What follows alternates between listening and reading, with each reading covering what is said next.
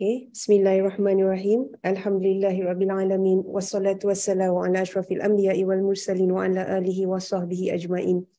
Allahumma aftah alaina hikmataka wa anshur alaina min hazaini rahmatika ya arhamar rahimin.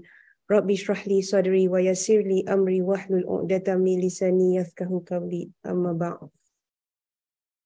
Okay, Assalamualaikum warahmatullahi wabarakatuh. Selamat pagi kepada semua.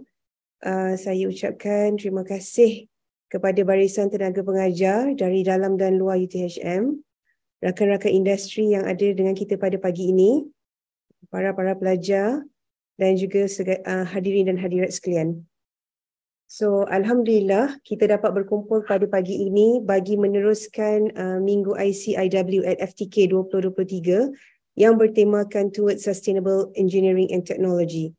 Okay, so sebenarnya minggu ni merupakan satu minggu sesi perkongsian yang penuh mantap ya, sebab ia membariskan rakan-rakan industri dari pelbagai bidang. So mereka berkongsi pengalaman dalam bidang masing-masing.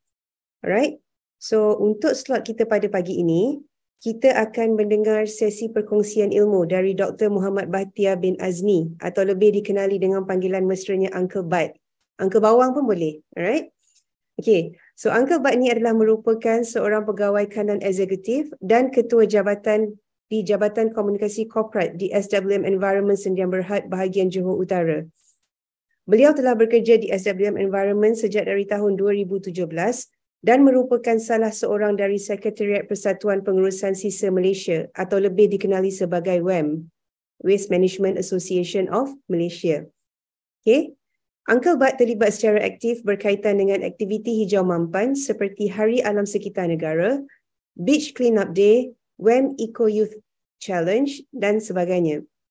Selain itu, beliau juga telah memberikan lebih dari 100 ceramah alam sekitar kepada masyarakat setempat dan juga kepada pelajar sekolah menengah dan rendah sama ada di wilayah Johor Utara itu sendiri ataupun di negeri lain di Malaysia. So, tanpa saya melengahkan masa, saya ingin menjemput Uncle Bat untuk menyampaikan sesi perkongsian beliau pada hari ini yang bertajuk Tanggungjawab Komuniti dalam Pengasingan Sisa dan Kita Recycle. Dipersilakan. Assalamualaikum warahmatullahi wabarakatuh. Pertamanya terima kasih saya ucapkan kepada Puan Moderator, Dr. Linda. Dan terima kasih juga kami ucapkan kepada pihak ICIW FTK kerana sudi untuk mengundang kami dekat SWM untuk sama-sama menjayakan program kita pada hari ini. Jadi sebelum saya mulakan untuk kita punya sesi taklimat lah perkongsian bersama dengan anda semua, saya nak minta semua orang tarik nafas dulu. Tarik nafas. Okey, lepas. Tarik nafas lagi. Lepas. Ada tak yang bau-bau yang kurang menyenangkan selepas anda hasilkan sendiri ataupun bau-bau lain lah. Okey. Kerana apa saya minta anda semua untuk nafas, kerana keadaan itu mungkin pada masa akan datang kalau kita tak kawal berkenaan dengan persekitaran kita yang hakikatnya sebenarnya ia memberi kesan kepada kita punya diri kita sendiri. Jadi tanpa saya melengahkan masa, saya akan kongsikan kepada anda slide untuk kita punya hari inilah perkongsian. Okey. Jadi saya nak tanya dekat sini, berapa ramai yang kat sini ucapkan terima kasih kepada mereka yang kutip sampah? Berapa ramai yang kat sini tidak orang kata akan menutup hidung dia kalau ada lori sampah dekat sebelah dia? Berapa ramai yang dekat sini tidak pernah ibu bapa dia mungkin ataupun cikgu-cikgu dekat sekolah dia cakap perhatian pada pelajar, anda perlu bersihkan sekitar anda. Duhai anakku, tolonglah kemas katil. Duhai anakku, tolonglah pergi buang sampah. Duhai anakku, pinggan sekeping tolonglah basuh. Siapa yang tidak pernah alami keadaan demikian? Yang hakikatnya keadaan itu sebenarnya sering sahaja berlaku walaupun telah diingatkan banyak kali.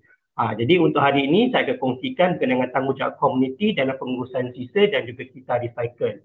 Dan untuk kali ini juga saya mungkin tidak akan ketengahkan lebih banyak kepada unsur-unsur kata yang mungkin anda semua boleh belajar dekat universiti sendiri. Kenapa, apa kategori-kategori plastik dan sebagainya. Pada hari ini saya akan tunjukkan lebih banyak kepada konsep pengurusan sisa itu macam mana dan kenapa kita perlu melakukan pengurusan sisa itu sendiri dan berkenaan dengan kita semula. Jadi tak kenal maka tak cinta. Jadi saya rasa ramai dekat sini dah tahu SWM itu apa. Jadi saya bagi tahu lagi, mungkin dahulunya SWM lebih dikenali sebagai Southern Waste Management. Okay, jadi lepas tu dia ada perubahan daripada segi branding dan sebagainya, dan mungkin susah juga orang nak sebut Southern Waste Management. Jadi pihak syarikat kami orang kata rebranding balik nama tu menjadi SWM Environment. Jadi SWM Environment ni berada di bahagian South Telah, merangkumi Negeri Sembilan, Melaka dan juga Johor. Manakala DHQ kami ada di Kuala Lumpur. Jadi SWM ni secara beransur-ansur mengambil alih pengurusan sisa pekerja dan pembersihan awal sejak lagi tahun 1997. Jadi kita dalam proses lah untuk ke arah penselesaian penuh dalam pengurusan sisa itu sendiri. Jadi macam Johor pula dia terpecah kepada dua bahagian. Dia ada Johor Utara dan juga Johor Selatan. Jadi kalau untuk Johor Utara merangkumi Batu Pahat, Muar, Tangkak, Labis, Selamat dan juga Yomping. Jadi kalau siapa yang nak buat program dalam kawasan PBT tersebut, bolehlah mencari tim Johor Utara. Dan di bahagian Johor Selatan tu, Johor Bahru, Pasir Gudang, Kota Tinggi, Pontian, Mersing, Kulai, Keluang dan juga Simpang Renggam. Itu kawasan dia lah. Okey, jadi di mana pula bidang kuasa SWM? Okey, SWM dia tak ada kuasa. Jadi kalau kami nampak ada orang buang sampah, kami hanya akan kutip saja dan masukkan sampah itu ke dalam tong sampah. Jadi atas kami ada agensi kerajaan yang memantau kerja-kerja yang dilakukan oleh syarikat konsesi, iaitu kita ada SWCOP ataupun Solid Waste Management and Public Health. Okay, so atas dia ada Jabatan Pengurusan Sisa, dia ada Kementerian Perumahan dan Kerajaan Tempatan, semua itu di bawah kerajaan pusat lah. Okay, so rakan-rakan orang kata konsesi ada mungkin lebih senang dengan alam flora dan juga idaman, dan mana bidang kuasa yang ada di bawah konsesi ni, bidang tugasan konsesi ni terakluk bawah akta, di bawah akta 672. Okay, so kita tak boleh kata cross the line lah di bawah akta tu. Okay, jadi inilah kita punya kawasan-kawasan negeri yang ada. Jadi Johor, Melaka, Negeri Sembilan ada di bawah SWM. So alam flora berada di kawasan Pahang, Laut Sekutuan Kuala Lumpur dan juga Putrajaya, dan Kedah dengan Perlis adalah di bawah idaman. Jadi macam mana pula dengan negeri-negeri yang tak ada syarikat konsesi ni pula agaknya?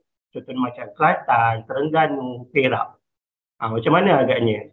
Jadi kalau untuk kawasan-kawasan yang tak ada konsesi ni, tak ada syarikat konsesi pembersihan yang utama yang menguruskan pembersihan, mereka akan diuruskan oleh di bawah PBT, pihak berkuasa tempatan negeri mereka itu sendirilah.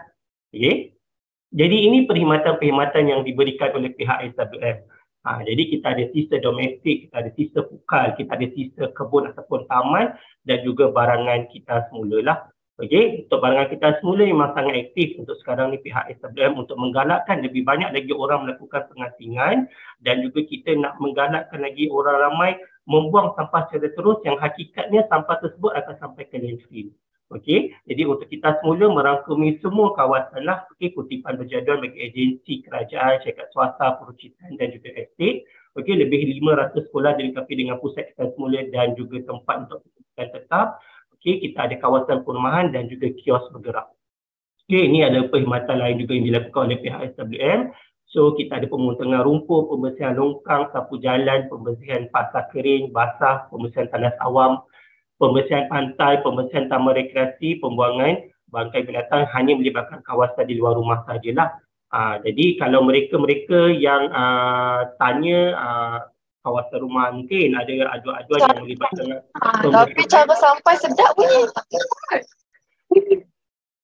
Okay, so kalau ada melibatkan dengan kata aduan-aduan yang melibatkan dengan pembersihan dan sebagainya, kena maklumkan pada pihak SWM, kami kena check dulu sama ada aduan yang disampaikan tu adakah ia merujuk kepada kawasan servis SWM. Kena tahu juga ada setengah kawasan tu dia bukan diserahkan kepada pihak syarikat konsesi untuk melakukan pembersihan. Okey. Jadi ini perubahan yang berlaku sebelum dan selepas pensertaan tu dilakukan. Mungkin dulu dia dekat belakang kata kompakter tu dia tak ada, dikenakan secara manual. Okey, dan sekarang ni dia ada yang lebih baiklah urusan dia. Jadi kalau tong sampah hilang agaknya nak kena buat apa? Tong sampah hilang, dia kena buat polis report. Kenapa kena buat polis report? Kerana tong sampah yang telah dibekalkan dekat rumah-rumah semua tu, dia adalah aset kita. Kita bayar cukai setiap tahun. Jadi tong sampah yang dia dibekal tu adalah aset. Okay, jadi kalau tong sampah, kalau lubang, tayar rosak dan sebagainya, boleh saja tukar. Tak ada masalah. Okay, so sama juga ini adalah sebelum dan selepas persertaan itu berlaku, di mana kita ada pembersihan jalan, okay, pembersihan longkang dan juga pemotongan rumput. Nah, sama juga kita ada rumah sampah. Okey, mungkin dulu pengurusan tu agak tidak baik dan sekarang ni kalau pengurusan tak baik, kita akan cubalah untuk berikan mereka tangkar yang ada 3 elemen tu sendiri. Okey, dan masa sama juga SWM juga ada untuk kesedaran 3 arah. Itulah di bawah unit kami, iaitu di bawah Jabatan Komuniti Korporat. Untuk sekarang ni, untuk menggalakkan lebih ramai lagi orang melakukan kita semula, kami memperkenalkan satu jenama iaitu Kita Recycle. Okay, di mana kita recycle ni, kalau orang, jika sebelum ni kita kumpulkan barang kita semula, kita tak dapat apa-apa benefit, tak dapat apa-apa kata pulangan jika kita kumpulkan. Jadi melalui kita recycle ni, kita daftar sebagai ahli dan kita kumpulkan barang kita semula, kutipan dilakukan oleh pihak SWM. Jadi kita boleh, bila kutipan tu dah dilakukan, kita bolehlah check kita punya melalui apps kita recycle, berapa banyak kita punya RP ataupun mata ganjaran, dan mata ganjaran tersebut boleh ditebus secara tunai melalui perbankan lah dalam talian. Okey, selain itu juga kita ada tim 3R Troopers, di mana 3R Troopers ni dia akan orang kata membantu untuk program-program kelestarian lah. Okey, jadi kena faham, saya tahu ada setengah pelajar dia nampak perkataan environment semua merujuk kepada nampak perkataan environment pada SWM tu, semua kajian-kajian tu semua nak pergi kepada SWM. Jadi bila kami tanya, kenal tak SWM tu apa, tahu tak SWM tu buat apa, tentu memang dah orang kata tak tahulah. Kadang kena kau juga kajian, kalau ada pelajar-pelajar yang berminat untuk buat kajian, bidang kami yang kami boleh bantu lebih kepada untuk program-program kesedaran, CSR program. Dan kalau ianya melibatkan sebarang data, sebagai contoh, berapa banyak sisa yang dikumpulkan, berapa banyak orang kata barangan kita semula yang dapat dikumpulkan, berapa satu kompakter kita hasilkan setiap hari, itu semua kena hantar surat kepada SWM, bukan kepada SWM. Walaupun dekat SWM tu ada perkataan environment, walaupun environment tu kita berkaitan dengan kajian yang dilakukan, tapi kami tak boleh. Hanya melibatkan program-program CSR ataupun awareness activity saja yang kita boleh bantu berkaitan dengan kajian-kajian. Okay, jadi ini ringkasan pencapaian yang dilakukan. So kita ada lebih 14,608 aktiviti kita adakan, melibatkan dengan 123,000 peserta sehingga Disember 2022 lah. Jadi untuk kutipan kita semula pula, untuk kita recycle, kita lebih 1 juta kilo kita dapat kumpulkan, dan juga ahli kita recycle kita ada lebih 21,000, dan juga untuk janaan publicity lebih daripada 18 juta ringgit. Okey. Jadi kali ini saya akan bagi tahu pula apa itu sebenarnya pengurusan sisa pekerjaan. Kita bercerita mengenai sampah, kita nak komplain pasal sampah, kita nak cakap banyak cerita program-program yang dilibatkan dengan kelestarian dan sebagainya. Yang hakikatnya, adakah kita faham apakah yang dimaksudkan dengan pengurusan sisa pekerjaan? Okey, jadi saya akan tunjukkan dulu aliran pengurusan sisa pekerjaan itu sendiri. Untuk pengurusan sisa pekerjaan ini dia melibatkan beberapa proses. Okey, pertamanya adalah penjanaan, iaitu peringkat sisa pekerjaan dijana oleh pengguna seperti rumah kediaman, pusat perniagaan, kilang pendesain dan sebagainya. Manakala seterusnya adalah penstoran, iaitu tempat atau bekas di mana sisa pekerjaan itu disimpan. Okey, pertama tadi penjanaan tu tempat untuk sampah tu terhasil. Yang kedua ni tempat untuk kita simpan sampah tu sendiri, itu penstoran. Yang ketiga ni adalah pengangkutan. Dari mana, macam mana proses sampah tu diangkat sehingga kawasan untuk perawatan ataupun pelepusan. Bila dia dah angkut sampah tersebut, dia hantar mungkin ke landfill. Okey, so dia akan rawat balik sampah tersebut. Okey, lepas tu barulah mana yang tak boleh dirawat semua, barulah kita akan lupuskan sampah tersebut. Okey, so kena faham dulu kaedah macam mana proses pengurusan sisa tu dapat dilakukan. Jadi ini adalah hierarki pengurusan sisa pekerjaan itu sendiri. Kalau kita melihat kepada hierarki pengurusan sisa pekerjaan semasa, konsep untuk pelupusan tu dia mungkin agak banyak. Okey, guna semula tu dia agak sedikit. Jadi kita mengharapkan agar kita menguruskan sampah tu dengan kaedah yang lebih mapan. Di mana kita akan kurangkan dulu janaan sampah, kemudian kita akan guna semula sampah yang boleh digunakan ataupun sisa buangan yang boleh digunakan. Kalau barang-barang yang boleh kita semula, dan kemudian tak boleh kita semua, boleh kita rawat dan kemudian boleh kita hantar kepada untuk dilupuskan. Okey, so kategori sisa pekerjaan di bawah Akta 672 juga, dia merupakan apa-apa sahaja kalau merujuk kepada bawah Akta itu sendiri, Apa-apa saja sisa pekerjaan yang tergolong dalam mana-mana kategori berikut, itu di bawah Akta lah 672, iaitu pertamanya sisa pekerjaan isi rumah. Di mana sisa pekerjaan yang dihasilkan oleh rumah itu jenis yang biasa yang dihasilkan oleh atau dikeluarkan oleh mana-mana premis apabila dihuni sebagai rumah kediaman, termasuklah sisa kaman. Contohnya sisa makanan, kertas, pempen yang lazim yang ada dekat dalam kita punya premis lah, boleh nak bangunan ataupun rumah. Okey. Kemudian kita ada sisa pekerjaan awam, di mana sisa pekerjaan yang dihasilkan oleh tempat awam di bawah pendirian ataupun kawasan-kawasan tak berkuasa tempatan. Okay, sama juga kita boleh terhasilnya plastik, kertas, tin, sisa makanan dan lain-lain. Okay, kita juga ada sisa pekerjaan komersial. Okay, sisa pekerjaan ni aktiviti program untuk komersial, lebih kepada untuk kertas, cardboard, kaca ni lebih kepada untuk kedai-kedai lah. Okay, ataupun industri. Okay. So seterusnya kita ada juga untuk sisa pekerjaan yang dihasilkan daripada negara import. Okay. Yang diimport kita punya sisa itu sendiri.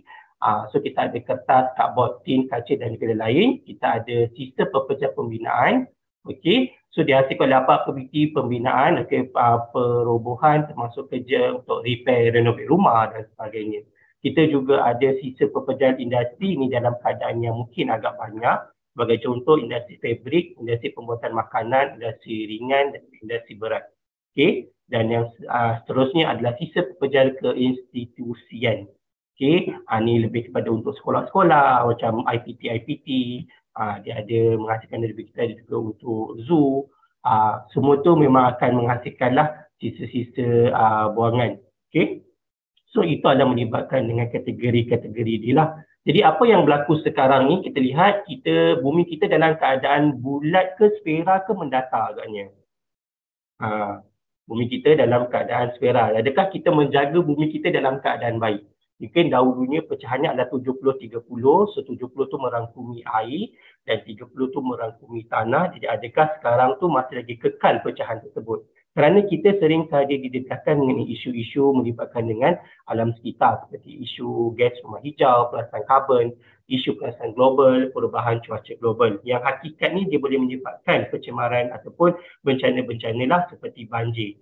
Okay, biasanya orang lebih mudah untuk menuding jari kalau ada juga segelintir masyarakat dekat Malaysia ni dia suka menuding jari kalau melibatkan dengan banjir kilat, disalahkan longkang tidak diurus dengan baik. Bila kita dah bersihkan longkang tu balik, kita boleh cek selepas banjir tu berlaku banyak sisa-sisa sampah yang dikumpulkan dekat dalam tu. Okey, dan ni saya cakap lagi lah kalau melihat pencemaran sampah di mana kita rasa mudah saja untuk buang sampah, kita akan buang sampah tersebut. Kenapa keadaan ini boleh berlaku? Kerana rakyat kita macam saya kata di awal tadilah, kita ni dah terbiasa.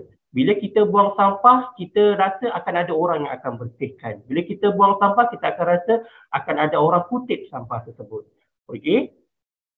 So sama juga, ada juga orang yang melakukan perkara sedemikian dengan dia rasa macam nak mudah untuk lupuskan sampah, dia bakar saja sampah tu. Okey, jadi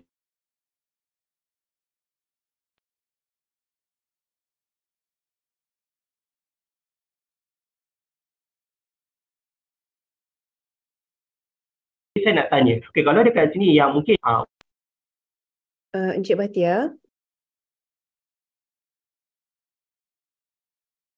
Encik Batia. Okay, sebentar ya. Saya rasa dia ada hang dekat situ. Kita tunggu sekejap.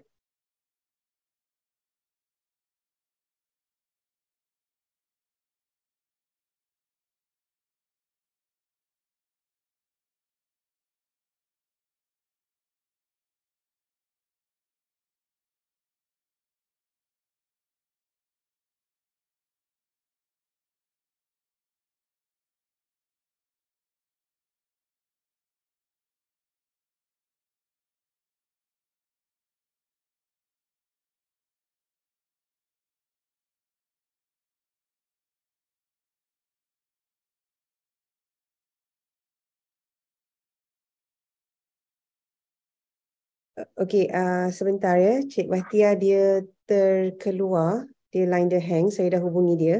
Kita beri dia sedikit masa untuk dia login semula. Okey?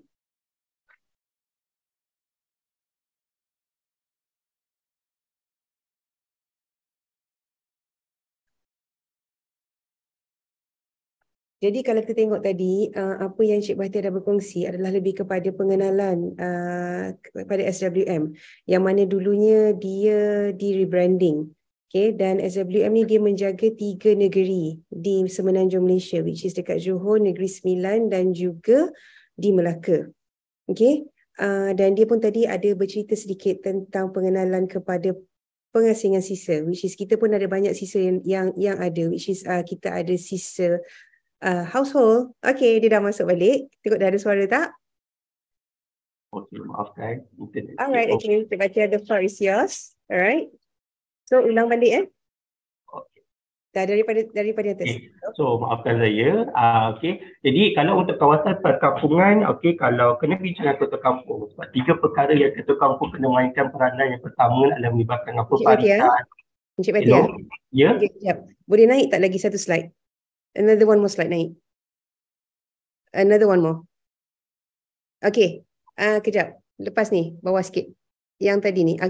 Okay. Mungkin boleh start balik dekat situ ikut. Sebab dekat situ ni dah start hang. Okey. So, maafkan saya. Okey. So, untuk melibatkan dengan pencemaran sampah juga sering kita tahu keadaan melibatkan dengan pencemaran sampah ni berlaku. Okey, macam saya bagi tahu tadi, rakyat kita ni dia dah, orang kata mua. Okay, dia tahu bila dia buang sampah, akan ada orang bersihkan. Bila mereka hasilkan sampah, ada orang kutip. Walaupun kawasan tu dah letak dah papan tanda janganlah buang sampah, siapa buang sampah sini adalah orang yang tak ada otak dan sebagainya, masih lagi ada orang yang meletakkan sampah dekat situ.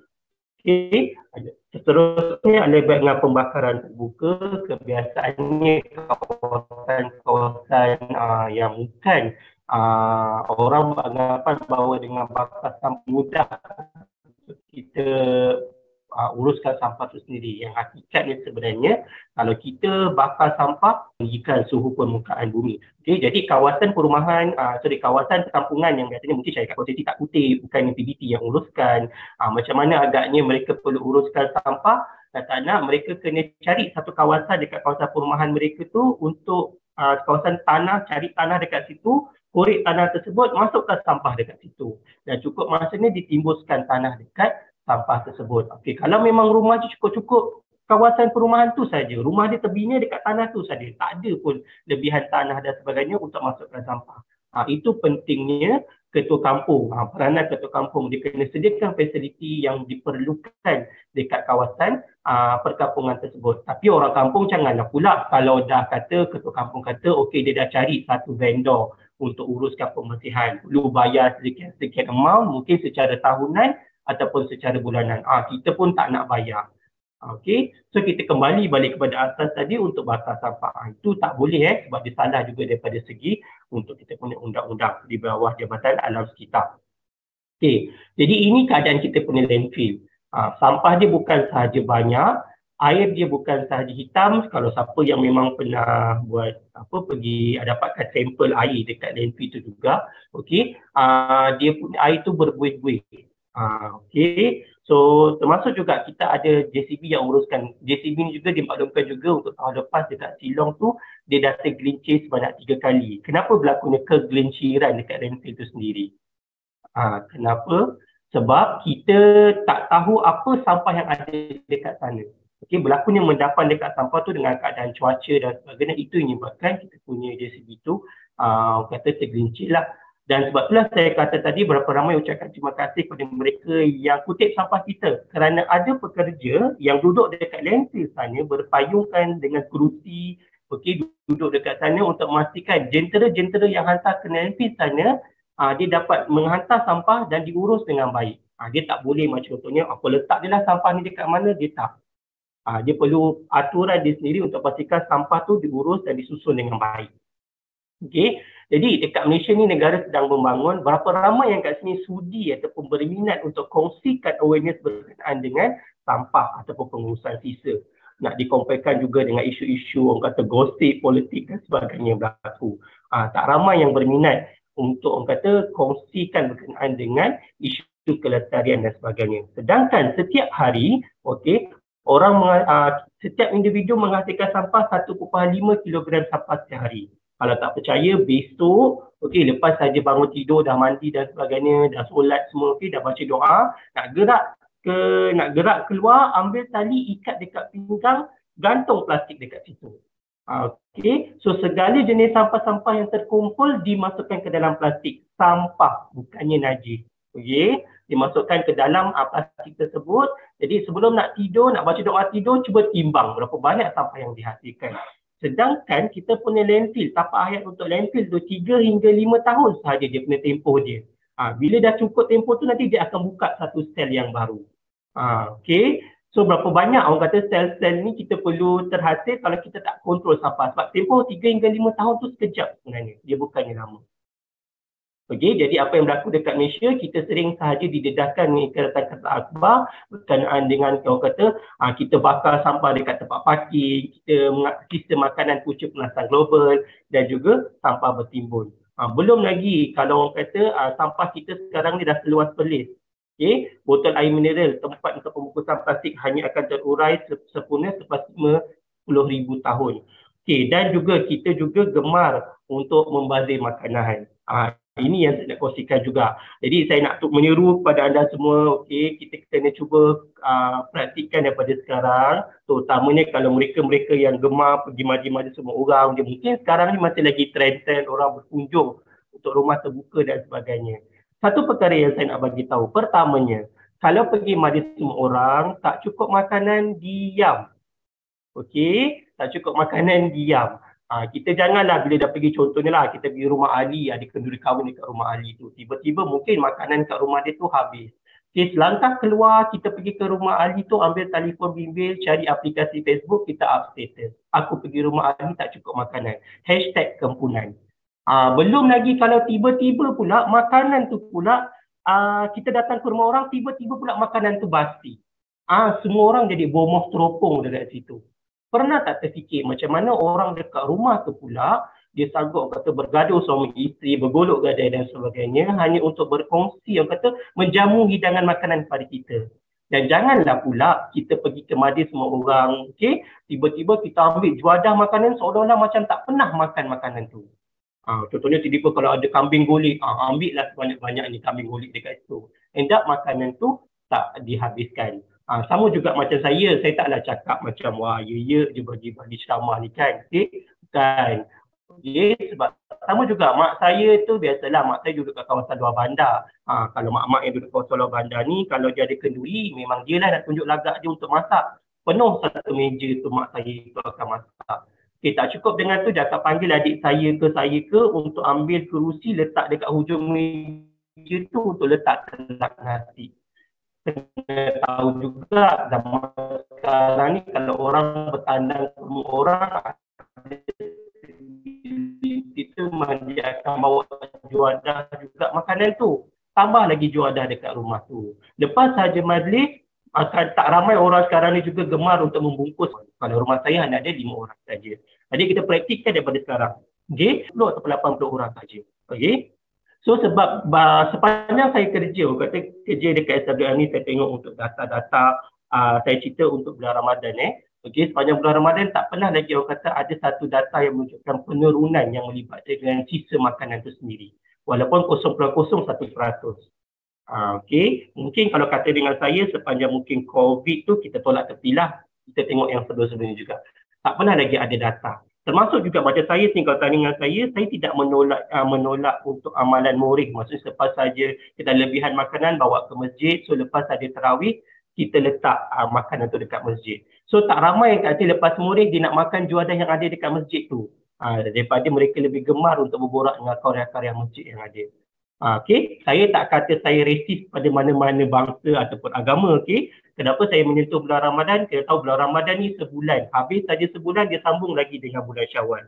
Kalau untuk Chinese New Year mungkin ataupun Chinese New Year lebih kepada untuk makanan secara food pack. Dia banyak dalam kotak dan sebagainya. Kalau untuk masyarakat India, dia lebih kepada hari itu sahaja untuk perayaan mereka adakan. Jadi penghasilan untuk makanan tu dia tak terlalu banyak. Tapi masih lagi ada sisa makanan yang dihasilkan. Okey. Jadi kita kena ubah kita punya cara lah. Kalau rasa macam nak feeling, tak payahlah nak feeling masa chef sangat, nak rasa sesudu dan sebagainya. Kalau rasa nak makan. Kalau rasa tu kongsilah dengan orang lain. Itu lebih baik. Okey, jadi agak-agaknya Malaysia tersenarai tak dalam kategori pantai yang terkotor ni. Sedangkan setiap tahun kerajaan negeri Malaysia memperkenalkan tahun melawat Malaysia. Jadi jawapannya ada. Kita berada di tangga ke-8 di dunia dengan populasi penduduk hanya 32 juta sahaja. Kita antara pantai yang terkotor. Jadi lepas ni kalau pergi pantai tak payahlah feeling-feeling rasa macam ada obo-obo dekat sebelah kita. Tak, itu mungkin plastik. Jangan pula kita rasa dekat lantai kita, wah kita rasa macam mungkin batu karang dan sebagainya. Tak, tu mungkin zinc ataupun besi dekat situ. Okey, kenapa juga ada yang tanya kat saya, okey China, Indonesia ataupun mungkin dekat kawasan India sana, dia punya untuk mereka punya penghasilan tu dia mungkin agak banyak. Kerana dekat negara mereka juga ada mereka golongan kasta, mereka yang tujuan hidup dia adalah untuk mendapatkan duit untuk meneruskan kehidupan mereka pada hari esok. Jadi dia tak fikir keadaan-keadaan kita yang ada. Jadi dekat Malaysia ni pula, kita dah ada penyedaran. Banyak orang kata perkongsian ilmu telah disampaikan. Tapi kenapa kita masih lagi berada di tangga ke-8 di dunia pantai yang terkotor? Okey. Jadi kenapa kita kena berubah? Ini keadaan bumi yang saya dapatkanlah semalam sehingga bulan Disember 2023. Jadi saya tengok yang terkini tu tak ada.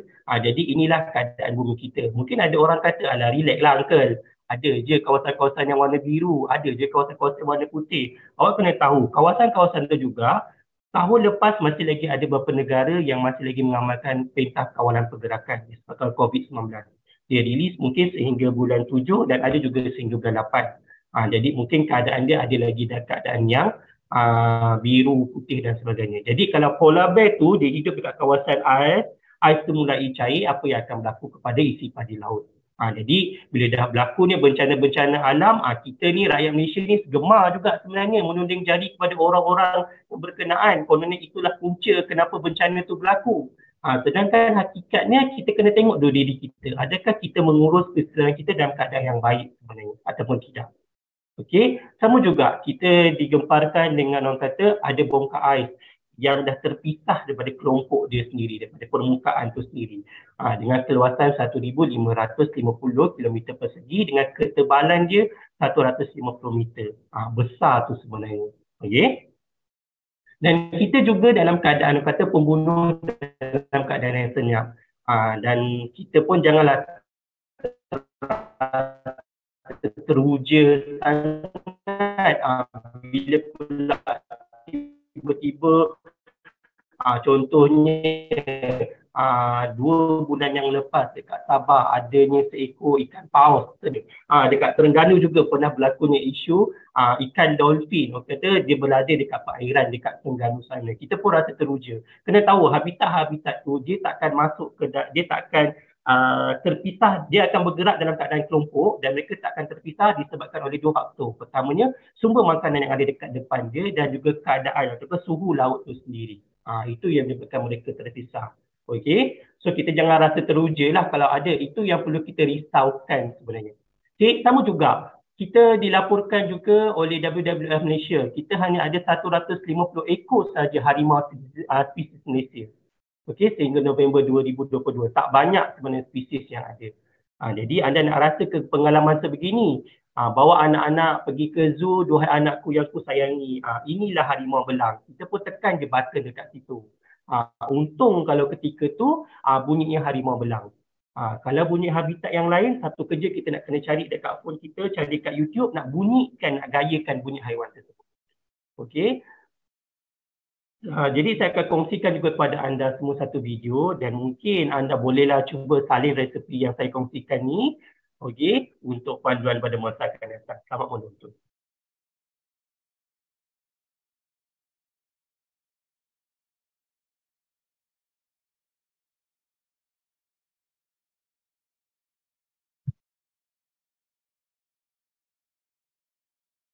Cik Bat, dia ada audio ke untuk video ni? Ada sebenarnya. Macam tak keluar audio dia.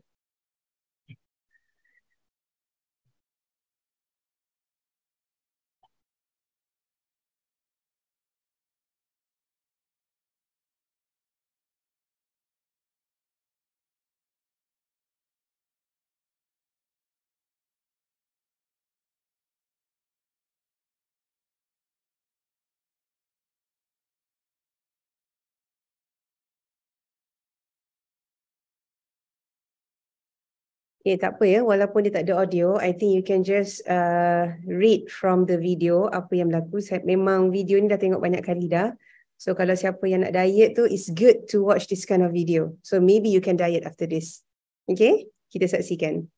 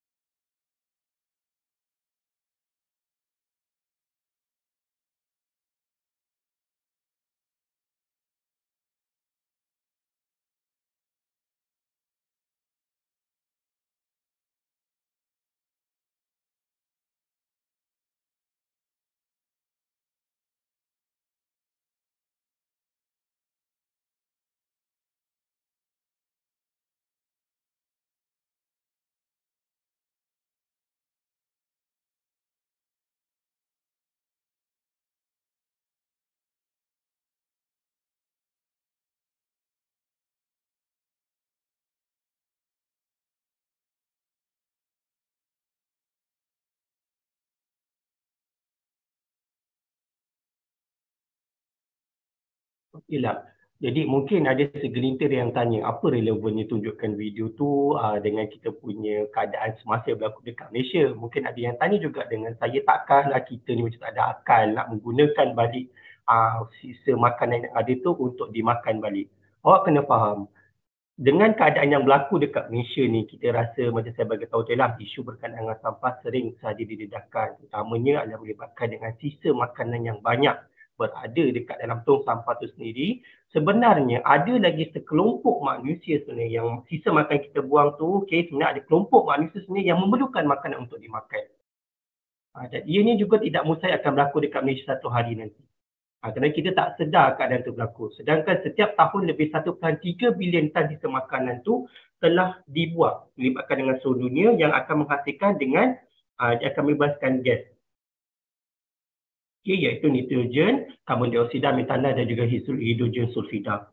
Kalau tak percaya nanti kumpulkan sisa makanan, siapa yang pernah menyertai program kompos dan sebagainya, dia boleh nampak, dia boleh rasa. Bila sisa makanan itu dikumpulkan, dia akan melepaskan rasa bahang dekat atas tong itu. Itulah antara gas-gas yang telah dilepaskan. Jadi apa yang kita lihat sedang lepas makan, untuk tengok keadaan ni sekarang ni sering saja berlaku dekat Malaysia. Inilah keadaannya. Kalau macam saya sendiri, kalau cerita pengalaman saya pernah kerja dekat fast food. Saya tak faham kenapa sebenarnya kita ni susah sangat nak masukkan sisa makanan yang ada tu ke dalam bekas setelah disediakan. Utama letak dekat atas tray, kumpulkan sisa makanan tu dekat atas tray. Apatah lagi kalau dah kata tak nak kumpulkan dekat dalam tray pun agak susah, lagi nak angkat tray tersebut letak dekat atas tong sampah. So macam saya bagi tahu tadi, kita dah rasa kita dah bayar makanan tu, kononnya kita dah bayar servis tax yang telah ada charge dekat kita punya food court dan sebagainya. Kita tak perlu buat sedemikian. Tak. So kena tahu juga, kalau rujuk balik kepada SOP mereka sendiri melibatkan terutama di bawah Ayama sendiri, pekerja-pekerja tu hanya perlu untuk mengelap meja atas dengan bawah dan juga lantai sahaja. Kalau ikut sebenar. Jadi tengoklah sekarang kalau untuk MACD dia dah sediakan, dah asing-asingkan, dah letak label-label dekat tong mereka sendiri. Jadi tak susah juga sebenarnya kalau kita nak kumpulkan, orang kata nak letak sisa makanan tu dekat atas tray. Belum lagi yang saya tak faham juga, kenapa kita gemar sangat menggunakan straw. Walaupun dah letak label dekat situ, apa kita perlu menjaga alam sekitar dan sebagainya, tapi kita masih lagi gemar untuk menggunakan straw. Jadi saya nak tanyalah dekat sini, siapa yang dekat sini kat rumah dia minum guna straw? Contohnya kalau ada air sejuk tu, dia togok, orang kata air tu gunakan straw. Dia tak togok terus. Pernah tak kita dekat rumah kalau tak minum menggunakan straw, terus directly minum macam itu, bibir kita bengkak? Tak pernah lagi ada laporan. Mereka kalau memang orang memang sakit dan sebagainya lah, mungkin mereka perlu gunakan straw. Okay. Tapi kalau tak tu kenapa? Masih lagi ada. Jadi kita kena kurangkan penggunaan plastik dan kita bantu pekerja-pekerja tu untuk kumpulkan dekat tray lepas kita makan. Okay.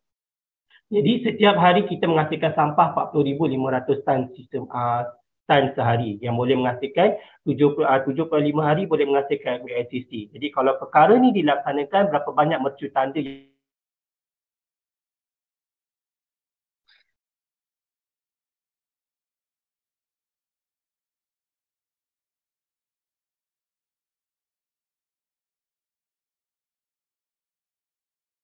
Cik Batia? Ya. Okay, I think you punya line ada problem kot. The presentation dia freeze. Rasa macam dekat mana ya? sebab sekarang ni dia masih lagi dekat end of the video.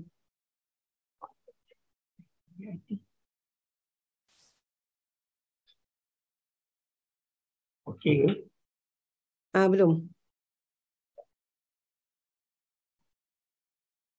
Maybe you can try to stop sharing dulu, lepas tu baru try balik ke?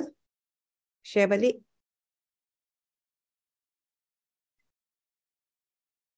Okay, saya dimaklumkan semalam SWM ada masalah line. So benda tu nampaknya macam melat-larat sampai ke hari ni. So kita kena tabah ya. Nampak ke? Kejap, dia belum lagi. Masih lagi start sharing. Yep. Masih lagi pusing.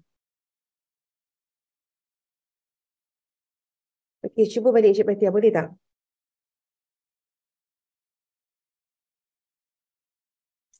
Alright, okey, nampak.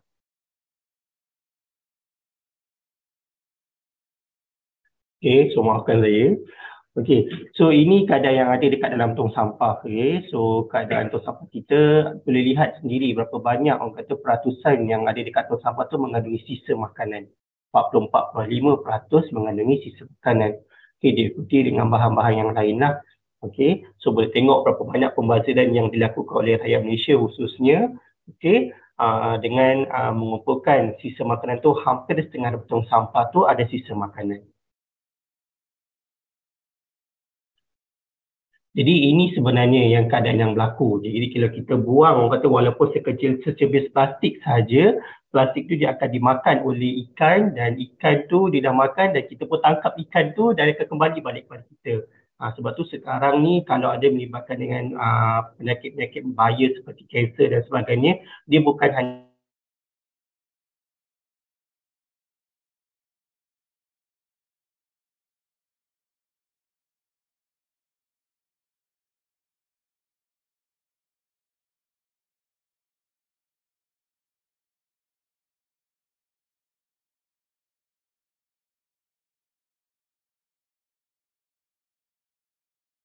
sekitar semula, sisa taman dan juga sisa pukan.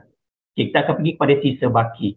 Sisa baki ni adalah sisa pekerjaan isi rumah yang tidak boleh digunakan ataupun digunakan semula ataupun dikitar semua merangkumi sisa makanan, sisa dapur, lampin, pakai buang dan juga bahan-bahan yang kotor lah. Okey, so caranya adalah dengan kita menghasilkan sisa baki daripada sisa yang boleh dikitar semula.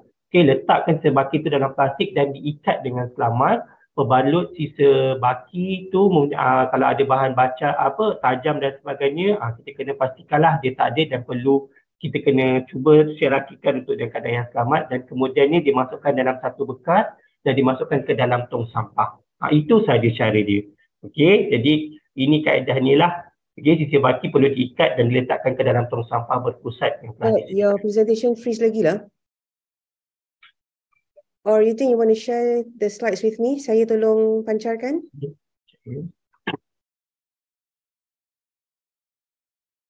Okey, dengar ke? Okey, so maafkan saya. Okey, so kita akan pergi kepada untuk sisa baki. Okay, next, Doktor. Okay, mungkin tadi dah faham macam mana kaedah sebenarnya kita perlu lakukan untuk menguruskan sisa baki, untuk sisa baki. Okay, so next. Next. Okay, jadi seterusnya kita akan pergi kepada sisa pukal. Okay, so kalau untuk sisa pukal, okay, isi dia adalah satu bahan-bahan yang lebih besar lah. Okay, jadi dia tak boleh diletakkan dalam satu bekas, jadi dia kena letak dekat tepi tong sampah kebiasaannya yang dilaksanakan. Dia libatkan dengan katil, sofa. So dia kena hantar sisa pukal ke tempat pengurusan yang telah ditetapkan dan pastikan sisa pukal tersebut tidak menghalang atau menyebabkan kacau ganggulah orang ramai terutamanya. Lagi yang melibatkan dengan orang kata kenderaan atau jentera kutipan itu dilakukan. Jadi seterusnya, so ini keadaannya, bahan-bahan sisa pukal tadi perlu diletakkan dekat kawasan yang mudah kutipan dilakukan dan tidak mengganggu orang ramai untuk pekerja, khususnya lah untuk membuat kutipan, okay, dan juga orang ramai. Seterusnya pergi pada sisa taman, okay, pokok daun tumbuhan menjala, ini melibatkan dengan sisa taman lah. Akar yang melekat pada tanah atau apa-apa hasil daripada aktiviti tanaman yang hendak dilupuskan. Okey, so daun, ranting dan perlu membungkus sisa taman tersebut ke dalam plastik juga. Okey, dan perlu menghantar ke kawasan penghutan yang telah ditetapkan. Jadi, seterusnya. So, ini keadaannya perlu dikumpulkan, okey, dia tak menghalang laluan, tak mengganggu orang ramai lah. Dan perlu tahu juga, okey, bila jadual ataupun bila kutipan tu perlu dilakukan. Okey, seterusnya. So ini adalah sisa bagi kita semula. So saya rasa ramai juga dah tahu kita semula tak ada apa. Jadi sisa semula ni adalah termasuk juga kertas, plastik dan juga lain barangan yang boleh dikitar semula. Okey. So saya nak tanya, saya rasa sekarang ni dah banyak juga orang kata 3R tu ditarifkan. Okey, saya pergi kepada asas. 3R tu adalah apa? Okey, jadi 3R dia ada 3 perkara yang perlu ikut susunan. Kita kena tahu dia tak boleh nak kata nak pergi kepada recycle dulu, kita baru nak pergi kepada reuse, barulah kita pergi kepada reduce. Tidak, dia kena ikut susunan. Iaitu pertamanya adalah pertama ni kita perlu reduce, kita perlu kurangkan dulu janaan sampah tu sendiri. Kita kena kurangkan. Bila kita dah kurang, barulah kita akan pergi kepada reuse. Kita guna semula bahan-bahan yang boleh telah kita gunakan. Okey, ketiganya baru kita pergi kepada untuk recycle. Kita tak boleh lah nak, walaupun kita tahu maksud dia, kita kena ikut susunan dia yang betul lah. Baru kata kita semula tu terjadi sebenarnya. Okey, terusnya. So amalan 3R ni merupakan satu cara untuk mengatasi pencemaran akibat sampah yang kian meningkat. Okey, 3R seperti saya maklumkan tadi adalah kurangkan, guna semula dan kita semula, dan kita semula adalah alternatif terbaik bagi menangani pencemaran alam sekitar itu sendiri. Okey, banyak perkara yang kita boleh lakukan, okey, yang kita boleh bantu untuk kurangkan janaan sampah. Seperti maklumkan tadi, kita kena kurangkan dulu penghasilan sampah, terutamanya libatkan dengan beg plastik. Jadi kepada abang-abang yang dekat sana tu sendiri, kalau isteri dekat rumah ke mak suruh belikan barang dekat kedai, walaupun bawang sebiji sekalipun, tak payahlah minta plastik. Okey, bawa beg seberguna ke mana saja dan dia boleh dilipat dengan baik. Okey, jadi seterusnya kita akan pergi kepada reuse, iaitu kita guna semula bahan-bahan atau sisa buangan yang ada. Okey, so kita boleh cat, kita boleh lakukan aktiviti daripada bahan-bahan yang boleh telah digunakan. Janganlah tong sampah tu baru je kata berlubang sikit, kita pun terus buang tong sampah tersebut. Boleh dicantikkan tong sampah tersebut dan boleh dimanfaatkan kepada orang ramai juga sebenarnya. Okey, jadi seterusnya, inilah kita semula, kita perlu, kita semula aktiviti memproses semula bahan-bahan terpakai bagi menghasilkan bahan-bahan baru. Proses ini dapat menjimatkan sumber asli dan juga sumber tenaga sebenarnya. Okey, jadi kalau kita semula, kita hantar ke vendor, kita akan dapat duit. Okey, seterusnya, so saya nak main sedikit trivia. Okey, kita nak tahu tempoh perebutan. Okey, puntung rokok berapa lama agaknya? Mungkin boleh kongsikan, boleh jawab dekat ni. Puntung rokok, berapa lama tempoh masa nak direputkan sebenarnya? Siapa boleh jawab? Puntung rokok, berapa lama tempoh masa direputkan? Okey, jawapannya adalah puntung rokok mengambil masa selama 3 tahun nak direputkan, kerana dekat dalam tu dia ada satu filter yang jadikan lambat untuk proses tu direputkan. Jadi tolonglah kepada perokok-perokok yang dekat luar sana, tolonglah puntung rokok tu dibuang dekat tempat yang sepatutnya. Janganlah buang puntung rokok sembarangan, kerana kita rasa macam alah kecil je benda ni, tapi sebenarnya memberi kesan kerana tempoh masa untuk direputkan tu agak lama. Sama juga sebenarnya kepada orang-orang yang hisap vape dan sebagainya. Suka saya ingatkan juga, agak-agaknya vape dan juga pot tu dia charge guna arang batu ke dia guna elektrik. Jadi siapa yang pernah kena renjatan elektrik dekat sini? Sakit tak kena? Sama juga dengan pot, dengan vape tu juga sebenarnya. Dia perlahan-lahan dia akan makan diri kita. Jadi hentikanlah pada mereka yang merokok, tapi kalau mereka yang tak boleh untuk berhenti merokok, masih lagi hisap rokok, buanglah dekat tempat yang sepatutnya. Okey, hashtag dan dakwah. Seterusnya kita akan pergi kepada untuk besi. Besi, berapa lama tempoh masa nak direputkan? Jawapannya adalah 100 tahun. Jadi sebab itulah kalau anda semua hantar besi dekat vendor, dia ada orang kata harga yang agak tinggilah juga kerana ia adalah bahan yang boleh diperbaharui. Jadi benda tu hasil banyaklah. Okey, seterusnya kita akan pergi kepada aluminium. Okey, berapa lama agaknya? Jawapannya adalah 500 tahun. Okey, sama juga aluminium kalau hantar ke vendor dia masih lagi ada hargalah, cuma harga dia mungkin tak terlalu mahal kerana tempoh masa untuk direputkan tu agak tinggi dan mudah untuk didapati. Okey, kaca pula, berapa lama masa nak diambil? 1 juta tahun. Jadi sebab itulah ada setengah vendor sekarang ni memang dia dah tak ambil untuk kaca, tapi melalui kita Recycle SWM, kita terima kalau anda hantar barang-barang kaca kepada kami, kami akan bayar timbangan berat bagi kaca tersebut. Dan sama juga seterusnya adalah plastik. Ini paling orang kata popular lah dekat Malaysia, mengambil masa selama 450 hingga 1000 tahun. Kita sama-samalah kurangkan penggunaan plastik. Kalau boleh bawalah botol minuman tu ke mana sahaja, dan kalau habiskan terus minuman tu. So ini kaedah kita semula bagi kertas. Jadi kita ada yellow pages, kita ada sampul surat, kertas kotak, kertas campur majalah, dan juga ada kotak minuman kat situ.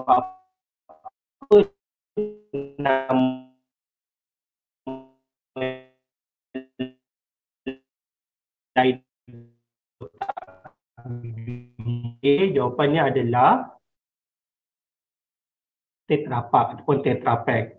Tapi janganlah pula pergi kedai mamak minta aneh satu Tetra Pak soya, Tetra Pak dekat situ. Janganlah.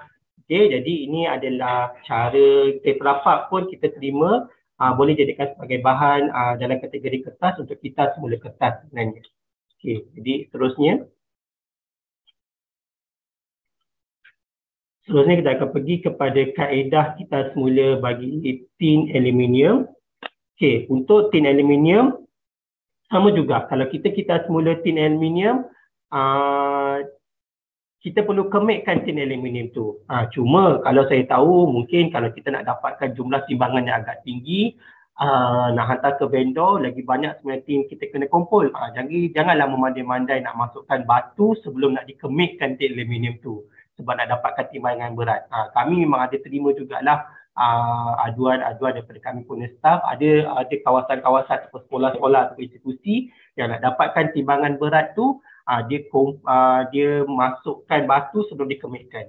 So tak boleh. Kalau kami tahu sebagai contoh, kalau ada pelajar dekat UTHM yang buat macam itu, kami terpaksa hantar laporan tersebut, dan mungkin akan datang kalau ada program-program yang diadakan, memang kita takkan adalah program tersebut, tidak dibenarkan. Okey, jadi seterusnya Ini adalah kaedah bagi botol plastik. Okey, ini sebenarnya bukanlah ada apa pun, cuma dia nak jimat ke ruang. Cuma saya nak tanya, kalau botol plastik, kalau anda hantar tutup botol 1 kilo dan juga bodi tutup botol tu 1 kilo, berapa dia punya, mana yang lebih mahal? Tutup ke bodi dia? Kalau hantar ke vendor. Jawapannya adalah tutup botol tu lagi mahal daripada bodi. Tapi kalau kita hantar sekali, dua-dua tu kita hantar sekali, contohnya kalau tutup botol tu 1 kilo tu 20 sen. Bodi tu 1 kilo tu akan jadi 10 sen. Kalau kita hantar sekali ke vendor dengan tutup dan juga bodi dia kita tak asingkan, harga dia akan kira 10 sen. Jadi kalau kita dapat pulangan yang lebih baik, 30 sen kita dapat, kita kena asingkan tutup botol tu dengan bodi dia lah. Okey. Jadi seterusnya, so ini yang sering kita lihat keadaan yang kita suka sangat tinggalkan botol minuman dekat dalam kereta. Jadi kenapa kita tak boleh letak botol minuman dekat dalam kereta? Kerana ada menurut kajian seterusnya. Okay. So air yang terdedah dengan panas dan suhu yang tinggi akan menghasilkan bahan toksik yang menyebabkan sel-sel tidak normal dalam badan, terutamanya menyebabkan dengan sel kanser. Kena tahu botol minuman yang kita ada ni semua boleh terhakis. Jadi kita tak boleh letak dengan keadaan yang panas dan sebenarnya kerana itulah sebenarnya botol minuman tu dipatenkan sedemikian. Jadi lepas kita dah minum, kita kena terus kena habiskan, jangan tinggalkan dengan keadaan yang lama. Jadi lepas tu baru kita boleh kitas semula botol minuman tersebut. Okey, so kita kena belajar untuk tengok label plastik tu sendiri. Jadi untuk fakta berkenaan dengan kertas, okay, so kita sebenarnya dah menebang lebih banyak 290 juta batang pokok. Kalau kita tak kitas semula, yang hakikatnya dia boleh menyebabkan kepada pencemaran dan juga kita punya keadaan ekosistem bumi kita dalam keadaan yang tidak baiklah.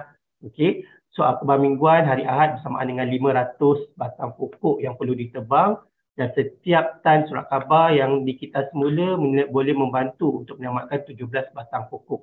Okey, seterusnya. So fakta berkenaan plastik macam saya bagi tahu tadi, kita sampai bila kita dianggapkan sebagai pembunuh dalam keadaan yang senyap. Banyak habitat-habitat yang telah mati disebabkan oleh kelalaian kita sendiri sebenarnya. Okey, jadi plastik yang kita semula juga boleh menghasilkan saluran paip. Okey, beg perkemahan dan juga sarung CD. Banyak benda yang boleh dihasilkan kalau kita kitas semula plastik. Dan seterusnya,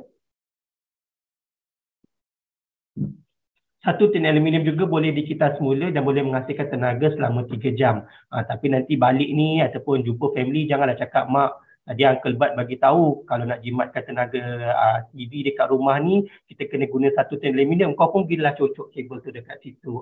Janganlah. Kena ada pemantauan mereka yang kata ariflah berkenaan perkara tersebut. Dan satu pam besi juga boleh menghasilkan tenaga untuk 60 watt nyalaan lebih daripada sehari. Okey, seterusnya. So sama juga sebenarnya kami daripada syarikat konsesi juga menantikan jugalah sebenarnya SOP sejak COVID-19 itu melanda. Kita juga menantikan SOP berkenaan dengan pengurusan yang melibatkan dengan pelitup muka. Daripada kami lah, daripada side kami syarikat pengurusan pembersihan. Jadi anda semua sekarang ni tahu fenomena penyakit pun macam-macam penyakit tu ada dan pelitup muka juga perkara yang sering kita perlu bawa ke mana saja. Jadi macam mana kaedah kita perlu lupuskan, okey, kita perlu ikut sarangan telah ditetapkan oleh Kementerian Kesihatan Malaysia. Okay, kita kena ikat, kita kena masukkan ke dalam plastik dan diikat plastik tersebut dan dimasukkan ke dalam tong sampah. Okay, kita tak tahu penularan penyakit tu boleh berlaku di mana sahaja dan terutama melibatkan dengan pelitup muka. Jadi perlu lakukan walaupun kita rasa macam tak apalah nanti tak terkesan pun dekat aku. Tapi sebenarnya akan terkesan kepada orang lain juga sebenarnya. Okay, seterusnya. So apa itu sisa makanan? Kenapa saya nak tulis sisa makanan? Kerana kita pun tahu dekat dalam tong sampah tu, hampir setengah tong sampah tu mengandungi sisa makanan. Jadi apa itu sisa makanan? Makanan yang dibuang yang tidak boleh dimakan atas pelbagai sebab. Disebabkan sepanjang proses persiapan, berpunca pada pengeluaran, perprosesan, sesi makan termasuk juga dengan atas sebab pembaziran. Okay, makanan tersebut tidak menempati cita rasa pembeli sama ada kurang ataupun terlebih rasa. Okay, kita pun rasa macam pilih-pilih macam tak boleh nak dimakan, kita pun buang. Okey, ataupun makanan tu libatkan dengan sayur-sayuran yang sama ada tembikai ataupun tomato tu buruk pandangannya, kita pun rasa tak selamat untuk makan, kita pun buang juga untuk sayur-sayuran atau buah-buahan tersebut. Dan juga atas sebab keselamatan dan juga kebersihan. Okey, itu adalah secara amnilah definisi yang libatkan dengan sisa makanan. Okey, seterusnya. Okey, nisbah sisa makanan yang boleh dielakkan dan juga tidak boleh dielakkan, di mana 76% sisa makanan yang tidak boleh dielakkan merangkumi tulang ikan, kulit buah-buahan dan juga lain-lain. Manakala 24% juga sisa makanan yang boleh dielakkan ataupun dibazirkan, iaitu kulit roti, buah-buahan yang tidak elok. Okey, seterusnya. So ini kaedah untuk kita kurangkan sisa makanan. Pertamanya kita kena rancang dulu semua beli. Selepas tu kita beli apa yang perlu sahaja. So ini kita simpan dengan kaedah yang betul. So masak ikut kuantiti yang betul dan juga habiskan makanan bila kita ambil. Okay, bila dah habis tu kita rasa macam tak boleh, kita perlu lakukan kompos. Okay, kita semula makanan tersebut dengan kaedah kompos. Di mana seterusnya. Okay, apa yang kita boleh buat dengan sisa makanan, kita bagi tahu tadi, kita ambil yang perlu. Kita bagilah pada jiran kita, ke orang-orang sekitar kita tu kalau kita rasa macam kita nak makan. Okay. Lepas tu kita boleh jadikan dia sebagai kompos. Lepas kompos kalau tak boleh juga untuk buat, kita boleh buang makanan tersebut. Apapun kita kena kurangkan adalah cara yang paling penting. Dan kita kena belajar untuk kaedah pembuatan kompos sebenarnya. Okey. Seterusnya. So kebaikan dalam sarangan mengurangkan sisa makanan, pertama dia akan membantu untuk mengurangkan penghasilkan gas metana daripada tapak pelepusan itu sendiri. Okey, so seterusnya dia akan bantu juga untuk lower your carbon untuk footprint. Keduanya adalah menjana biogas yang boleh ditukarkan kepada tenaga elektrik, LPG dan juga gas masak. Okey, di mana kita perlu ke arah untuk waste to energy. Okay, yang ketiganya, kebaikan dan juga saranan dia adalah penjimatan perbelanjaan kerajaan untuk mengurangkan pengurusan sisa yang melibatkan dengan kos logistik ataupun baik pulih, maintenance, tapak pelepusan, pembelian tong sampah dan juga perkhidmatan yang semakin meningkat. Dan keempatnya juga kita menjadikan rakyat Malaysia lebih perhatian terhadap pembaziran makanan, di mana ia dapat menjimatkan lebih banyak lagi sumber mentah dan menjadi contoh juga kepada dunia. Okay, seterusnya.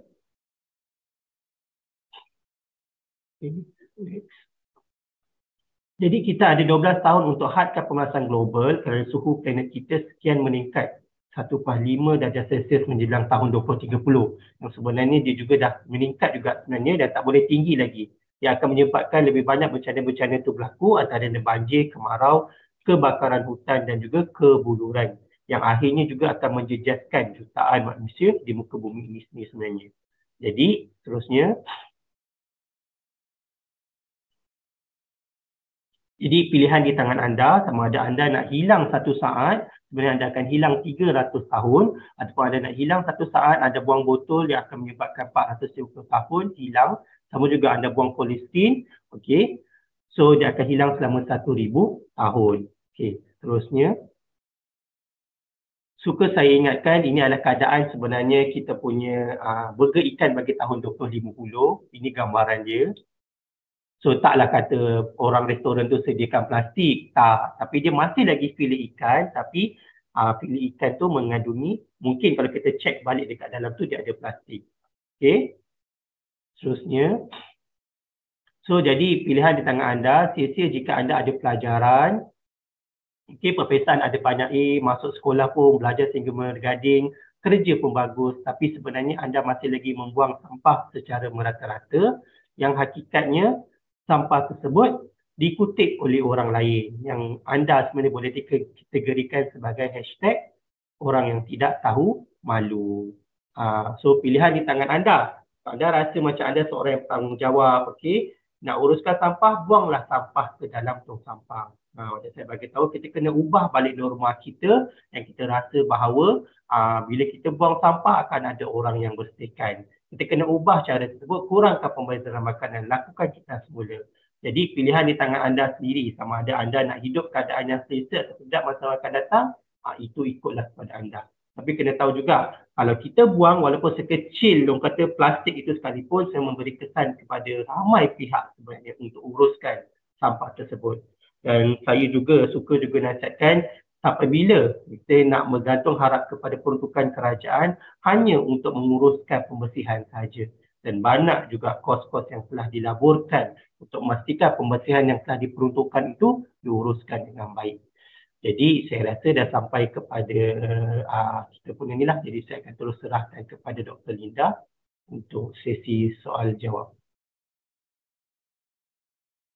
Okay, terima kasih banyak Cik Bahtia. Okay, very interesting presentation. Cuma malangnya macam saya katalah, maybe line tu cemburu kot pada kita. Okay, dia ada a little bit gangguan di situ. Tapi tak apa, Alhamdulillah, somehow or other we still manage to go through the whole talk.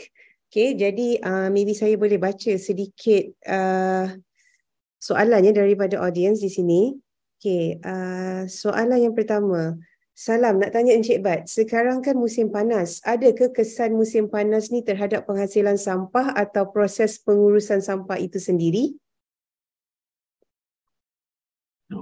Saya cuba untuk menjawab. Okey, kalau untuk keadaan yang panas sekarang ni, ya, dia semua memberi kesan juga sebenarnya kepada sampah itu sendiri. Macam saya bagi tahu tadi, kalau kita tak asingkan sampah dan juga ada kategori-kategori sampah yang dikumpulkan tu adalah mudah terbakar dan sebagainya, itulah sebenarnya menyebabkan pembakaran tu boleh berlaku.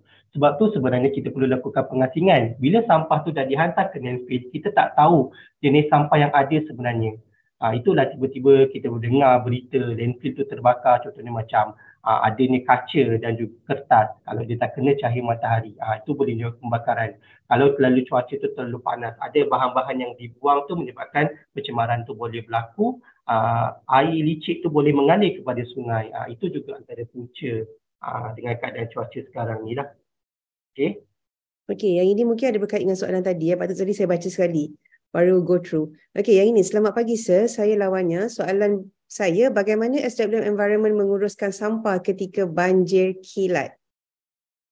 Okey, kebiasaannya kalau untuk banjir kilat, kita akan consider tu sebagai satu, kalau untuk SWM lah, kalau ianya melibatkan dengan kawasan servis, kutipan tu sebenarnya dilakukan secara biasa. Cuma kita akan tingkatkan frekuensi untuk kutipan tu. Sebagai contoh, kalau kutipan dekat satu taman tu, itu adalah kawasan servis.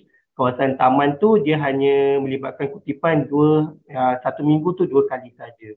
So kalau kita tengok memang kawasan perumahan tu dah terkesan dengan banjir, so kita akan tingkatkan frekuensi yang ada lah. Tapi kalau tanya saya, memang mengejutkan bagi tahun ni kalau melibatkan dengan banjir yang baru-baru ni berlaku dekat Batu Pahat sendiri.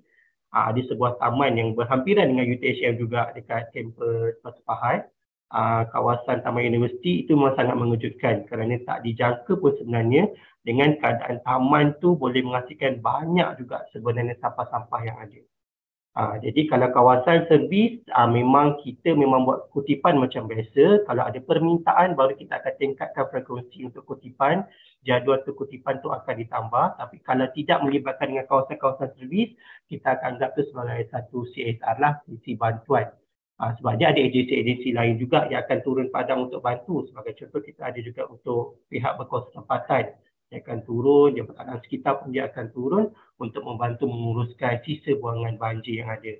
Tapi lebih mengejutkan juga situasi yang berlaku dekat Labis juga. Kalau lihat baru-baru ni Labis juga terkesan dengan banjir.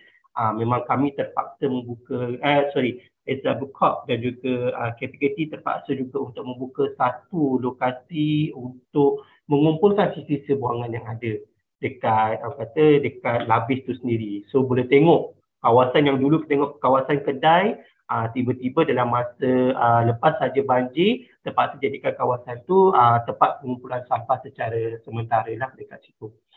Jadi memang masih teruskan lepas banjir tu, kutipan tu masih lagi lepas saja bencana banjir tu berlaku, kita teruskan juga kutipan, cuma frekuensi tu dia akan ditingkatkan lah atas permintaan. Okay. Okay, soalan dua ni saya boleh baca serentak sebab I think it's a little bit related. Okay, yang pertama, salam Encik, adakah apa-apa program yang student boleh join dengan SW Corp buat masa sekarang ni? And another one is that, selamat pagi Encik, ada apa-apa insentif atau rewards untuk individu dan businesses yang selalu ambil bahagian dalam usaha Kitar Semula? Terima kasih. Okay, so kalau ni kalau berkaitan dengan program libatkan dengan SW Corp, boleh tengok dekat dia punya website lah. Dia ada takvim-takvim yang libatkan dengan program-program yang ada.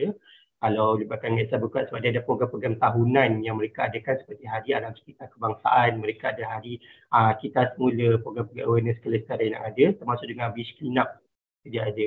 So memang ada, so boleh rujuk kepada SW Corp punya main website lah, ataupun mereka punya Facebook. Okay, kalau melibatkan inisiatif ataupun reward untuk individu ataupun bisnes yang selalu ambil bahagian dalam usaha Kitar Semula, Okay, saya nak tahu kita semula yang mereka usaha dan kita semula tu adalah merujuk kepada apa? Kalau mereka kumpulkan barang kita semula dan mereka hantar ke vendor, duit yang mereka jual tu itulah mereka punya insentif. Tapi kalau melalui SWM macam saya maklumkan tadi, melalui penjenamaan Kita Recycle, so anda semua boleh pergi kepada kita punya website lah, Kita Recycle. Kami memang ada memperkenalkan satu insentif atau berganjaran kepada orang ramai yang mengumpulkan barang kita semula dan hantar kepada kami. So dia ada 25 barangan kita semula. Boleh tengoklah dekat kita punya website Kita Recycle itu sendiri. Okey, saya nak tambah sikit ya yang pasal tadi yang program yang dianjurkan oleh SW Corp. Okey, untuk pengetahuan Radia, SW Corp adalah considered as bapa kepada SWM. Okey, dan most of the activities conducted under SW Corp bukan di bawah jurisdiction SWM. Okay, jadi kalau you nak join activity, you boleh join activity yang dibuat oleh SWM bersama-sama dengan UTHM. Ada banyak program yang kami sedang buat, akan buat, yang sedang berjalan. So kalau berminat boleh cari saya. Saya memang sentiasa mengalu-alukan kedatangan volunteers untuk membantu kami. Alright? Okay, jadi saya tambah sikit. Saya tambah sikit Dr. Linda. Mungkin pelajar-pelajar tolong kalau maksudnya kalau melibatkan dengan hantar jemputan dan sebagainya, fahami dulu skop kerja yang ada. Sebab kami kadang ada terima juga nak hantar untuk program kepada SW Corp, tapi dia hantar kepada SWM Corp. So kena faham dulu. So SW Corp secara mudahnya adalah mereka yang memantau kerja-kerja yang dilakukan oleh kami. Jangan keliru. Jangan hantar kepada SW Corp sampai surat pada SWM. Kami adalah konsesi. Macam PLAS dan sebagainya lah yang dilantik oleh kerajaan untuk menguruskan pembersihan yang ada dekat kawasan Selatan di sendiri. Melaka, Negeri Sembilan dan juga Johor. Jadi jangan keliru dekat situlah. So, ada setengah kalau kami datang, kami tanya, kenal tak SWM kerja sebagaimana? Mereka hanya lihat kepada kata environment tu sahaja. Tapi mereka tak faham mungkin skop tugas yang adalah. Jadi kalau untuk saya bagi tahu tadi, kalau melibatkan program-program kelestarian, awareness ataupun awareness program dari CSR, boleh bersama dengan kami. Tapi kalau yang melibatkan sebarang data dan sebagainya, itu perlu rujuk kepada SW Corp. Bukan kepada kami atau masyarakat konsesi. Sebab kami pun tak boleh nak bagi tahu kerana semua laporan-laporan yang kami ada pun kami akan hantar kepada SW Corp. Okay, jadi jelas dekat situ ya. Alright, okay, another one. Salam, saya nak tanya, minyak masak yang terpakai kalau dibuang terus adalah tidak baik untuk alam sekitar dan kita perlu mengumpul minyak masak terpakai dan dikitar semula. Boleh tak share sedikit kelebihan kita kitar semula minyak masak yang terpakai? Okey. So kalau saya rasa ramai pun dah tahu juga sebenarnya daripada kalau kita buang minyak masak tu sebenarnya dia satu boleh menyebabkan kata sistem peparisan tu dia akan terganggu. Dia akan maksudnya bila sebab saya tak arif sangat untuk bahagian ni, tapi kalau apa yang saya faham untuk kita semula menyebabkan dengan kalau untuk minyak masak yang dibuang, contohnya kita buang dekat sinki dan sebagainya, dia boleh menghasilkan ketulan. Ketulan tu yang akan menyebabkan sebenarnya kita punya sistem peparisan tu semua akan tersumbat dan sebagainya. Jadi kalau untuk kelebihan untuk kita semula melibatkan dengan minyak masak terpakainya, ada banyak bahan-bahan yang kita boleh diperbarui. Contoh yang saya faham pun daripada minyak masak tu boleh menghasilkan sabun. Jadi banyak kelebihan yang kita boleh tahu, cuma sebab kalau saya nak explain lebih banyak dengan minyak masak ni bukan dalam bidang kemahiran saya. Jadi yang saya tahu ada kelebihan lain lah yang boleh kita terhasil daripada minyak masak tu sendiri sebenarnya. Mungkin Dr. Linda mungkin ada benda yang nak ditambah kalau mungkin tahu berkenaan dengan minyak masak tu sendiri. Okay, untuk minyak masak boleh buat sabun lepas kita boleh jual. Ya, betul. Ada kaedah dia sendiri. Okay, ada beberapa soalan tentang teknologi saya dah tengah go through ni. So maybe saya boleh combinekan dia kot. Okay, dia lebih kurang sama je. Okay, so first one is that, salam Encik Bahtiar, saya Ashraf nak bertanya tentang ada tak teknologi yang terkini yang boleh membantu untuk sustain waste management yang baik. Alright, ini satu Another one is that, kejap ya.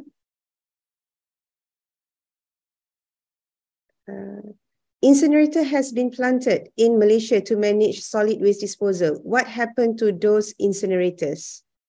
Okay. Another one is that, selamat pagi sir. Adakah sisa sampah di SWM dihantar ke Material Recovery Facility? Apakah teknologi terkini yang digunakan di MRF?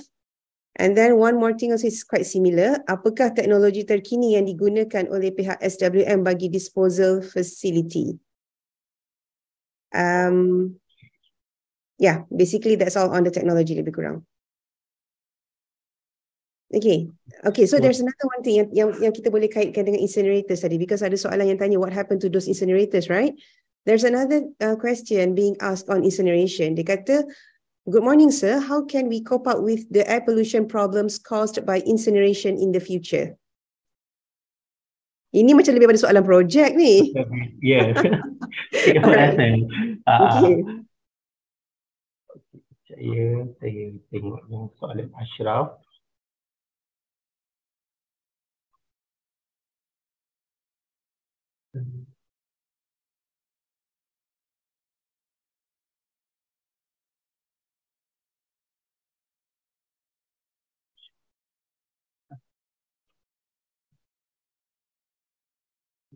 Saya cari soalan Ashraf tadi dulu. Okay, ada di dekat. Okay, saya bacakan semula ya. Sekejap. Okay, saya nak bertanya tentang ada tak teknologi yang terkini yang boleh membantu untuk sustain waste management yang baik?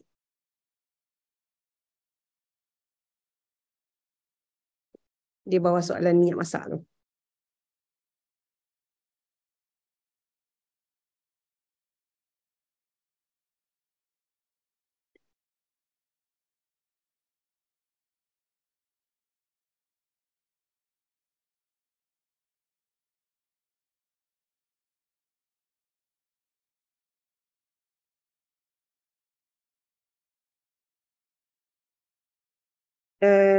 Encik Batia, are you there? You are mute.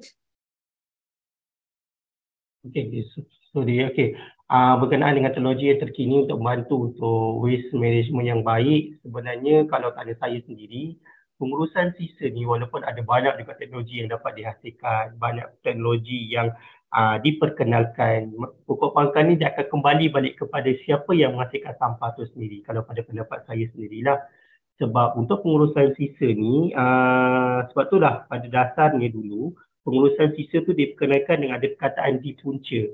Di punca tu merujuk kepada siapa yang menghasilkan sampah tersebut. Jadi kalau kita dah tahu kaedah untuk menguruskan sisa tu dengan baik, barulah dia membantu untuk kita sustainkan waste management tu dengan baik. Dengan contohnya kita melakukan pengasingan, kita melakukan kitas semula dan sebagainya. Dan kita tahu perolehan sisa yang ada tu macam mana kita nak memperbagaikan lagi kaedah bahan tersebut kepada bahan-bahan yang boleh digunakan semula ataupun bahan-bahan yang boleh diperbarui. Itu mungkin boleh, sebab kalau nak tanya saya lebih detail berkenaan dengan teknologi dan sebagainya tu, apakah alatan atau nama alatan tersebut tu mungkin bukan dalam bidang saya. Sebab saya punya konsep tu lebih kepada untuk penyedaran dan juga aktiviti-aktiviti kelestarian. Jadi kalau pada pendapat saya itulah sebenarnya. Kalau nak rujuk pada apa specifically berkenaan dengan teknologi dan sebagainya itu mungkin saya tak boleh nak jawab kerana bukan dalam bidang saya sendiri. Tapi kalau daripada segi macam mana nak uruskan pengurusan sisa tu, macam mana pokok pangkalnya berkaitan pada individu tu sendiri. Pemahaman, konsep pemahaman, dia punya keprihatinan dan sebagainya lah. Okay. So itulah jawapan saya. Okay, mungkin saya boleh tambah sedikit daripada tu. Actually kan, we were talking about technologies. Yes, we do have lots of technologies. Kita ada yang disediakan untuk so-called to recover segala yang paling terkini sekali lah, material recovery lah, yang mana mereka gunakan balik untuk buat gas dan sebagainya, tenaga, right? Okay, tetapi macam pada pendapat saya sendiri, these technologies are considered still much better compared to the incinerators. Kalau ikutkan sekarang pun kita cuba mengurangkan penggunaan incineration because we do have other problems as well when we use incinerators. But then again, sebenarnya it still come back to di punca tadi tu. Macam mana? The best is that kita cuba reducekan the generation of the waste itself. Sebab contoh kalau katakan sekarang bila ada tong-tong kita semula yang telah disediakan, ni ada plastik, ni ada kertas, orang akan cakap kita apa, kita buang je. Janji benda tu tahu benda tu is recyclable, but we can just throw, nanti harapkan orang lain untuk do the further waste separation. Okay, tapi di situ sebenarnya akan melibatkan kos, melibatkan masa, Jadi mungkin juga material yang awak rasa yang boleh di-recycle tu, dia sebenarnya dah tercemar. So dia dah jadi end up dekat landfill juga. And kita punya landfill pun sebenarnya dah semakin sedikit. Okay, to date, kalau tak silap saya, kita ada lebih kurang dalam 185 landfill di seluruh Malaysia. And from this amount, hanya lebih kurang dalam 29 saja kalau tak silap saya yang masih lagi boleh beroperasi. Itu pun dah hampir penuh. Alright? Jadi that's why kalau ikutkan, it's better that kita sendiri mengamalkan. We ourselves, we refuse. Okay, even macam sekarang saya tengok ada banyak disposable plastics. Orang kata, okay, I can use disposable plastics. I can use disposable plates. Okay, tetapi sebenarnya kalau ikutkan disposable plastics, the biodegradable plastics, dia pun adalah plastik yang kita tak boleh kita semula. Dia bilang tu type 7 of plastics. Okay, yang mana kita memang tak boleh treat dia. Cumanya compared to single-use plastic, dia mengambil masa 4 atau 5 bulan untuk terbiodegradasi. Alright? So, kalau 4-5 bulan pun dekat tepi jalan raya, dia tetap akan ada dekat situ, mengambil masa. Kalau katakan ada ikan ke apa you buang dekat laut ke, dia datang dia makan pun sebelum dia terbiodigrade, dia still akan mendatangkan masalah kepada the animals itself and also kepada kita as end user. Yang tadi kita makan burger ikan yang ada sampah tu kan. So that's why sebenarnya tak kisahlah apa pun teknologi yang ada, apa pun cara macam mana yang kita buat, the best is still we need to settle the problem at the source itself. Sebab tu kenapa tak banyak sikit, kalau kita tak boleh buat semua, kita buatlah sikit. Sebab jangan cakap, alah aku buat satu ni belum tentu ada efek. Oh no, please, every little bit counts. So if you cannot do everything, buatlah sedikit. Alright? So saya rasa basically apa yang saya terangkan ni pun dah cover juga beberapa soalan yang ada dekat sini ya. Okay, so basically macam soalan yang pasal face mask apa semua ni pun saya tak nak ulang balik sebab ini pun dah di cover tadi. Okay, mungkin dia terlambat untuk dengar ke dan sebagainya. So kerana masa pun dah tak berapa ada, jadi saya cuma ada 2 soalan di sini yang saya akan merangkumkan jadi satu. This will be our last question, okay? Alright. Assalamualaikum Dr. Bat. Waalaikumsalam. Selamat Hari Raya Maaf Zahir Batin. Okay, di tempat saya ada satu tempat yang penduduk persekitaran suka buang di situ. Dah ditipkan dengan tali dan diberi papan amaran dilarang membuang. Tapi kat situlah paling banyak sekali. Hampir 15 meter sepanjang jalan tu penuh dengan sampah. So soalan saya, apakah cara atau tindakan terbaik atau cadangan untuk menyedarkan atau memberi kesedaran kepada penduduk yang suka membuang sampah begini, memandangkan ianya sukar untuk disasarkan?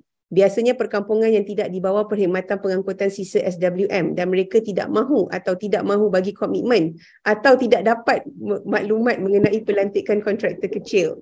SW Corp pun dah banyak kali ambush dan pasang mata-mata tapi tak berkesan. So, ini saya nak relatekan dengan another question Ustaz. Salam Encik. Ada tak future plan selain kempen atau ceramah from SWM or any organisation untuk make sure sampah kurang penghasilan sampah? Okay. The floor is yours. So kalau untuk menjawab soalan yang luahan perasaan ni, berkenaan dengan papan tanda dah dilarang membuang, walau saya bagi tahu tadi, kita kadang dah letak macam-macam ayat pun masih lagi ada orang buang. Okey, dan ada juga walaupun dah bagi tahu kepada pihak-pihak yang tertentu, okey, untuk membuat kutipan dan sebagainya, masih lagi mungkin tindakan tu dapat lakukan secara terus dan sebagainya. Padahal untuk kalau tanya saya sendiri, perkara ni memang tak boleh nak dielakkan untuk sekarang ni. Kalau tanya macam kami sendiri pun ada buat program dengan SW Corp, kita ada kolaborasi dengan SW Corp sebagai buat pemantauan dekat mana-mana kawasan dan sebagainya. Masih lagi orang kata ada segelintir, sebab saya kata adalah kalau nak tanya cara yang terbaik, itulah yang buat masa ni kita boleh lakukan. Sebab andai kata kerajaan, kalau ikut sebenar, kalau rumah perumahan ni belakangan landed di kawasan, kalau tak lakukan pengasingan, enforcement sepatutnya boleh dikenakan dengan denda. Sebagai untuk SWM, kami tak ada kuasa untuk kenakan sebarang hukuman dan sebagainya. Kalau kami nampak ada orang buang, walaupun sampah yang dibuang itu adalah secara haram dan kami telah diminta untuk membuat kutipan, kami kena kutip. So kalau nak tanya cadangan yang terbaik untuk kita buat dan sebagainya, kalau tanya saya sendiri, saya pribadi enforcement lah yang perkara yang perlu dilaksanakan. Kena walaupun kalau terpaksa untuk letakkan CCTV dekat kawasan, kau letak je lah kawasan CCTV dan sebagainya. Sebab dia dah tak boleh. Kalau lagi kita letak signboard, lagi kita letak tip dan sebagainya, masih lagi ada orang buang. Sebab yelah takkan nak letakkan staff daripada pukul 24 jam dekat situ untuk pastikan, ataupun nak bina pondok dekat situ untuk pastikan orang tak buang. Dia akan cari satu pendapatan yang baru untuk buang. Perkara tu tak boleh nak dielakkan. Pokok pangkal ni dia kena kembali balik kepada diri tu sendirilah. Kalau kau faham signboard tu dan letak kata tak boleh, masih lagi tak ada, masih lagi nak letak, kena fahamlah mentaliti dia macam mana. Dan kalau tanya saya juga, kalau memang terpaksa, itulah sebenarnya fungsi kalau tanya kawasan luar bandar untuk perkampungan yang tidak di bawah syarikat pengusaha SWM dan mereka tidak mahu untuk nak tak nak, dia kena buatlah. Kalau untuk saya sendirilah, kawasan kampung mamak saya sendiri, memang saya dah usulkan juga kepada ketua kampung dan mereka juga dah minta untuk syarikat kontraktor untuk uruskan pembersihan dekat situ. Dan kalau tanya saya sendiri, kalau rumah yang memang dia tak nak untuk uruskan sisa dia sendiri, kalau berlakunya isu melibatkan dengan sampah dan sebagainya, buat je aduan, tak ada masalah. Dan mungkin juga ada setengah orang yang dekat sini dia terfikir, takkanlah orang yang membekalkan tong sampah tu dia tak fikir ke, dah tahu kawasan perumahan tu ataupun kawasan premis kedai tu ada banyak sampah, kenapa tak bekalkan 2-3 tong sampah lagi? Kenapa bagi tong sampah tu satu je sampai orang terpaksa untuk membuang buang sampah tu dekat luar-luar tong sampah. Okay, kena faham, tong-tong yang dibekalkan, contohnya kalau pergi dekat satu kompleks makanan dan sebagainya, dia ada 8 pintu. 8 pintu tu hanya untuk mereka yang ada dekat premis itu sahaja. Dan sampah yang dibuang hanya oleh orang-orang yang dekat situ saja. Orang-orang yang kampung sebelah ke, jiran-jiran kedai-kedai lain yang tidak membayar cukai ataupun tidak mendapatkan perkhidmatan kutipan tu, mereka tak boleh buang sampah dekat situ. Kalau mereka nak, dia orang kena bayarlah. Sebab kena faham, consider as a service. Saya beritahu tadi. Kalau kita nak orang bersihkan, nak servis kita punya tempat tu, kita kena bayar dekat situ. Itulah sebenarnya rekod oleh pihak SWM lah. Okay. So kalau tanya lagi, ada tak future plan selain daripada kempen ceramah daripada SWM atau organisasi? Kalau untuk SWM sekarang ni kita banyak memperkenalkan konsep, kita memperkenalkan untuk mereka menggalakkan lagi orang untuk dapatkan kitas semula. Dengan kaedah kita recycle lah.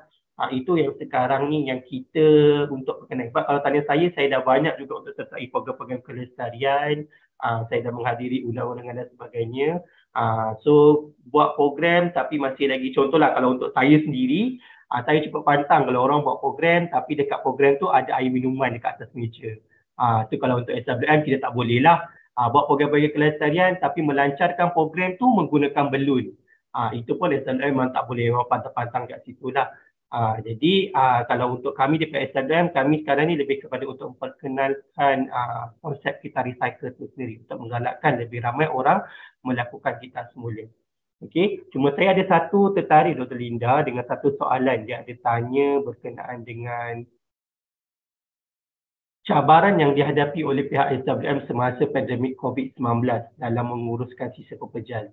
Okay, yang ni saya cukup tertarik sebab kalau tanya saya, memang kami di pihak SWM sendiri, kami memang kena bekerja sepanjang COVID-19 tu berlaku. Jadual kutipan tu masih lagi sama. Sebagai contoh, kita masih kekalkan konsep 2+1 kutipan tu sendiri. Sebab satu hari sampah tu tak dikutip, banyak isu tu yang akan berlaku.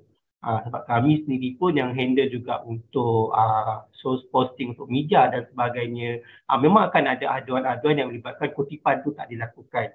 So sepanjang musim COVID tu memang sangat-sangat mencabar di mana banyak juga sisa buangan yang tak diuruskan ataupun tak dibuang dengan baik. Sebagai contoh, alatan-alatan untuk pemeriksaan COVID tu sendiri, kita dengan test kit tu sendiri, dengan kita punya mask dan sebagainya, dan pekerja-pekerja saya bagi tahu tadi, kami tidak menerima sebarang orang kata SOP sebenarnya untuk menguruskan sisa buangan yang ada.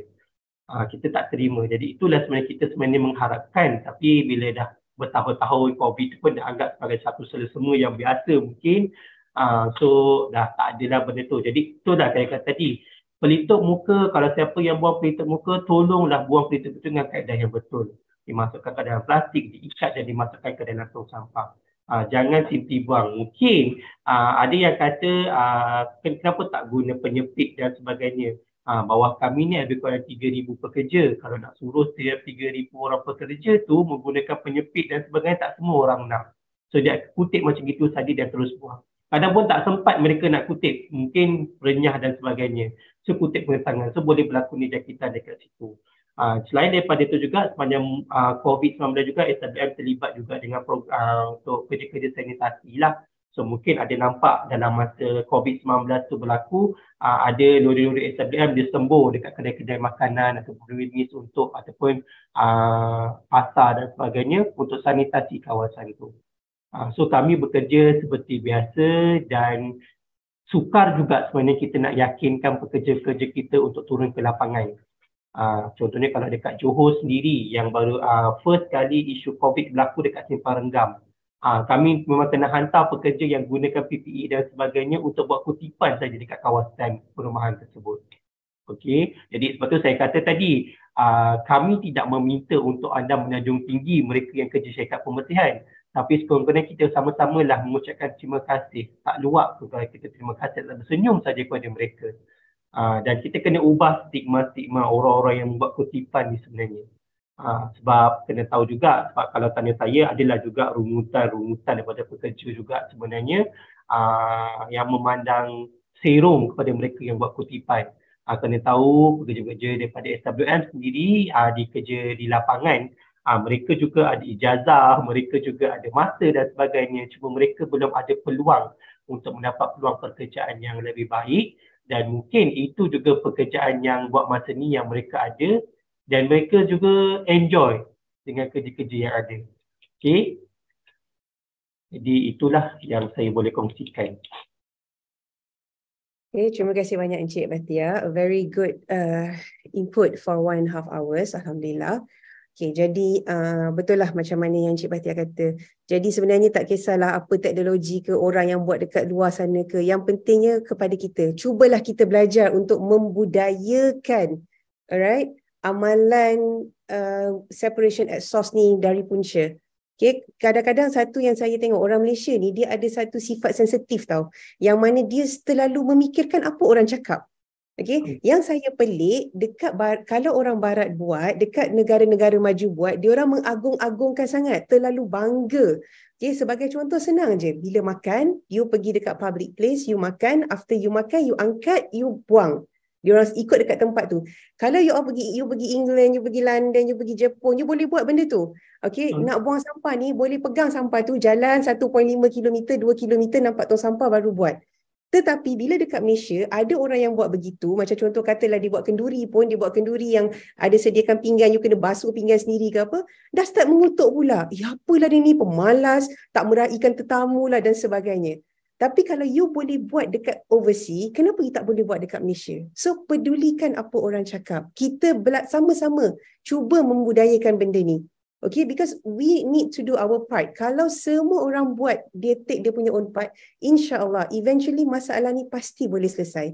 Kalau negara lain boleh buat, Jepun boleh buat, Sweden boleh buat, Sweden sampai dah tak ada sampah, diorang terpaksa import sampah to generate energy. Okay, so tak akanlah kita tak boleh buat. Betul? Betul. Alright, so saya rasa cukuplah setakat ni. Okay, terima kasih banyak Cik Batia. InsyaAllah nanti kalau ada peluang lagi kita boleh ada lagi sesi perkongsian ilmu. So saya nak minta kepada all the participants to fill up your attendance. Okay, attendance link dah dipublish dekat web, dekat chat box. Lepas tu saya nak minta bantuan participants to switch on your cameras sebab kita nak ambil gambar sedikit. Alright, so saya nak minta bantuan technical team untuk standby ambil gambar. Boleh? So saya serahkan pada technical team untuk ambil gambar. Boleh. Okay. Everybody, can you switch on your camera please?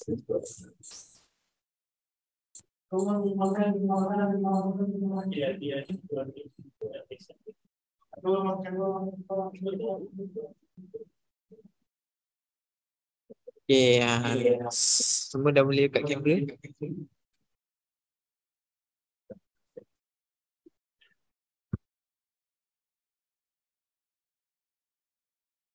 Okay, 1, 2, 3. 1, 2, 3. Okay.